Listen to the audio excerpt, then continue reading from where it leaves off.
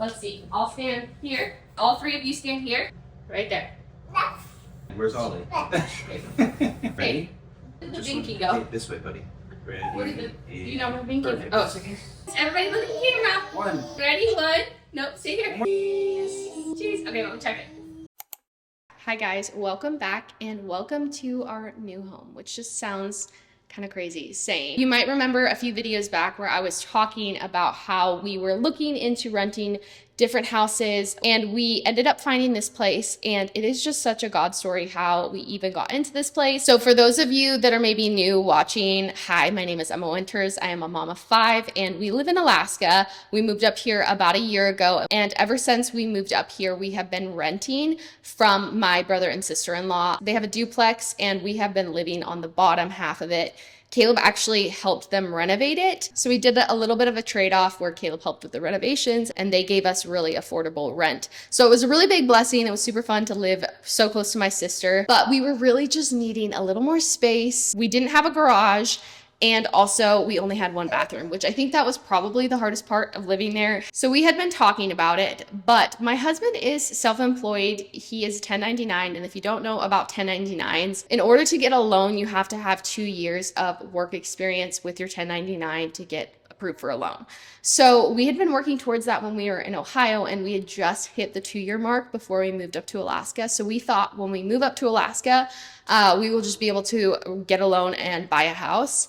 And when we moved up here, we unfortunately found out that it doesn't transfer state to state. So they wanted us to have another 2 years of work experience up here under his 1099 before they would give us a loan, which was honestly such a bummer. If I'm being really honest, was like a little bit embarrassed that I was 29, like almost in my 30s, and we didn't own a home, which I know is like a very normal thing right now, especially with the economy and the price of houses. Like it's not uncommon for people to be in their 30s and renting, but I'm just being like real with you guys. I was like a little bit embarrassed that we were still renting. I really wanted to own our own home and just be able to make it feel cozy and make it feel our own. So when we moved up here and found out that we wouldn't be able to get approved for a loan, I was pretty gutted, but like just trying to stay positive. Within the last like 2 months, we've realized going into winter, we need to have a garage and we need to have another room. With our family growing, it just was not enough space at the last place. It was a large amount of square footage. It was actually more square footage than this house is. It was basically like one big room and then 3 small bedrooms and 1 bathroom was our space, which like I said, it worked. We were super grateful for it. We were just needing more rooms and a garage. So we started looking at places probably a month and a half ago.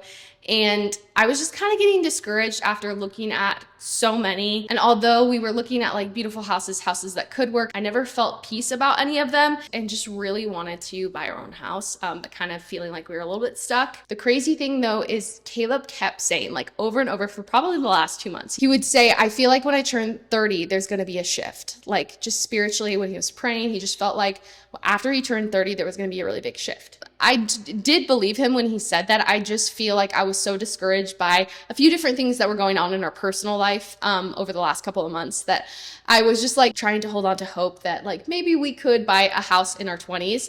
So Caleb turned 30 2 weeks ago, and we actually only looked at this house 3 days ago, which is crazy that we're moving in today and it was 3 days ago was the first time that I stepped foot into this house. Actually, when we were looking at this house the first time, I didn't even think that it was an option because what they were asking for rent was higher than what we were willing to pay. So when we were driving here, I was not paying attention to even where we were going. I was editing a short, like I was like not anticipating that this would actually be a home that we would be able to live in.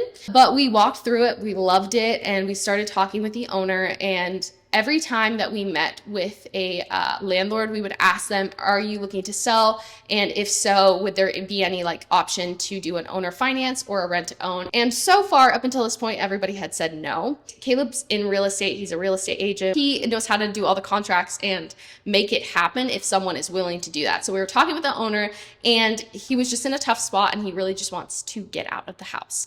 So we asked him if he would be willing to do a rent to own, and he said yes. So although we don't technically own this house yet, how it's working is we're paying rent, but the rent that we're paying is going towards our purchase price of the home. And come June or July, we will be able to be approved for a loan. So all the money that we are paying now for rent will go towards the purchase price, which just feels amazing after so many years of like essentially paying someone else's mortgage because we were renting, to have our money going towards building equity into something just feels like such an answer to prayer. So yeah, like I said, we don't technically own it quite yet, but come summer, once we're able to be approved for a loan, we have those 2 years of 1099 experience, we'll be able to move the deed over to our name. Because it is going to be our home, we are able to do whatever we want in the space. I have so many fun ideas for this house. It's only a little over 1,500 square feet, but it does have 3 bedrooms and an office. And then we have 2 bathrooms, which is just, man, it sounds amazing coming out of my mouth.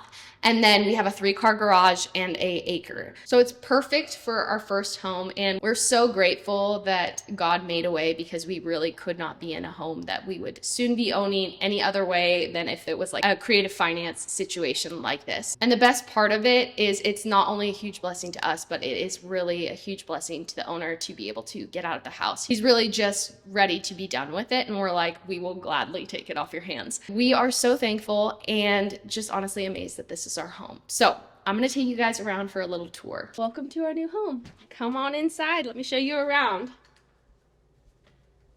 So this is our main living space. It's so cozy, I love it. We have a fireplace now. I'm not loving this weird LED electric fireplace, but I think it's gonna be really fun to have a mantle this Christmas. I'm so excited to decorate for Christmas. Over here we have a little coffee bar with a mini fridge. Like, who are we? That just feels a little too bougie. But our coffee machine will go here, and there's lots of like open shelves, which will be really fun to style. I haven't had open shelves in any of the places we've lived, so that will be really fun. And then here is our kitchen. It's much smaller than our kitchen before, but if you remember our old place, we had 4 sinks. So we had like a wall of sinks because it was a commercial kitchen. So really, like, 1/2 of the kitchen, the countertop space at least, I couldn't use. So I feel like this is gonna be plenty of countertop space. I can just imagine the kids coming out for breakfast and like lining them up on stools for breakfast. I love the waterfall countertop. These are really nice. What is this, marble or quartz? And then we have a little pantry, which we didn't have a pantry at our last place. And then come over this way. There's nothing fancy about this. It's just a laundry room. And then this is the door to the garage. We have a 3-car garage, which is so nice. In our last place, we didn't have a garage at all. So this winter, I'll be able to send the kids out there and just ride bikes. And maybe we'll get like a little play gym to put out there so they can get their energy out. Over here, we have sliding doors to a little patio, and I'm in love with the backyard. It still needs a little bit of work. Like, we're gonna have to do some grading and then seed it. But I'm really excited for this summer to get the backyard all set up, get the kids a little play set. They're so excited to move over here. So this is our main living space. I'm gonna show you the room over here. This is technically an office, but we are gonna use it as Nathaniel's bedroom. We thought this would be perfect for Nathaniel because of this built-in. He's really into making music, so he can set up his keyboard, all his mics. He likes filming himself, making music, so I feel like this is the perfect setup for it, and it already feels like a teenager's room. We debated about having this as the toy room, but I feel like it will be better for him because when he has friends over, he can just be in here playing video games, making music with them, and then, you know, out in the living room, and we'll all be in our rooms back there and give him some space when he has friends over. So I feel like this is the perfect room for him. Now let me show you the other rooms. So this is gonna be the toy room. This will eventually turn into Oakley's room, but for now, this will be my toy room, and I have so many fun ideas for in here, and I think this is gonna be just like the perfect space for the little kids. This room is going to be the toddler's room. So they all share a room already right now, and it works really well. We are going to be getting a bunk bed for them in here.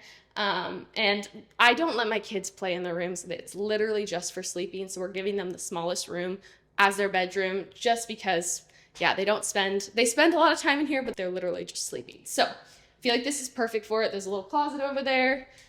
This is the kids' bathroom. Tile all the way up to the ceiling, which I think just is so nice. And just a little vanity. There's some shelves back here. We only had 1 bathroom at our other place, which was actually not the vibe at all. That was a struggle, especially with potty training our little boys. I've just been like, we have to move to somewhere that has 2 bathrooms if I expect to ever have these boys potty trained. So I am very excited about that. And then this is our closet. It's not a massive closet, but bigger than what we had before. So I'm really happy about that. And then our bathroom, again, it's all kind of small because it's not a lot of square footage. I love a cozy house. Caleb wants like a giant house. And I always tell him like, no, I want just a small little cozy house. And I feel like this is perfect for our first home. And then this is our master bedroom. I think we'll eventually do like a fun accent wall. Again, I have so many ideas for the space, but we're just gonna get moved in and then slowly, bit by bit, renovate stuff. I don't think I showed you guys this yet, but this is pretty amazing. Look at that. You're gonna be seeing so many B-roll shots of this because this is just feels luxurious. I mean, this is the reason we bought this house. Look at that. That's nice. Anyway, up you go. So there you go. This is our new house. We are going to be moving everything over in the next couple of days. And then after Christmas time, we'll start renovating room by room. So if you want to follow along for the renovation process, go ahead and subscribe. As always, I love you guys and I'm praying for you, and I will see you in the next video.